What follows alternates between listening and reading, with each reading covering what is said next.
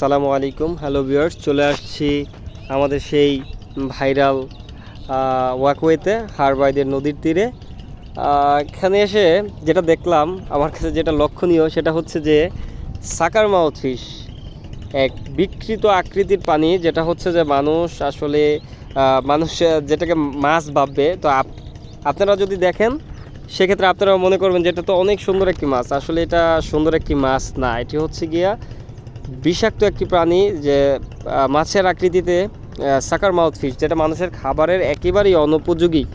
তো এটা যারা দৈনন্দিন মৎস্য শিকার করে, যাদের জীবিকা নির্বাহ করা লাগে, তাদের জন্য একটি বিরক্তির কারণ হয়ে দাঁড়িয়েছে এখন।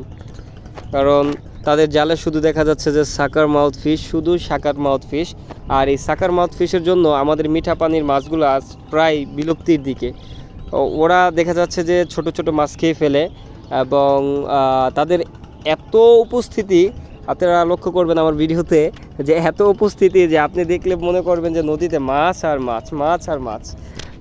দেখা যাচ্ছে যে আমার ভিডিওতে সাকার মাউথ ফিশ মানে কিভাবে তারা নালা দিচ্ছে, সাঁতার কাটছে, ভয়ানক। ও নাইস, একদম বড় সাইজের সাকার মাউথ ফিশ, সাথে ছোট ছোট সাকার মাউথ ফিশ আছে।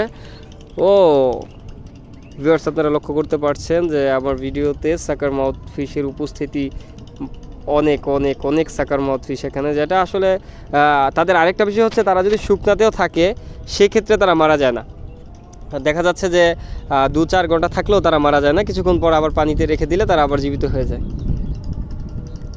তো আজকে আমরা সাকার মাউথ ফিশ দেখলাম। আসলে আমাদের এই সাকার মাউথ ফিশ নিধনের জন্য কি করণীয় আপনারা কমেন্টসে অবশ্যই জানাবেন, এবং আশা করি যে এটা তারা যারা দৈনন্দিন মৎস্য শিকার করে, যাদের জীবিকা নির্বাহ করে, তারা উপকৃত হবে বলে আমি মনে করি।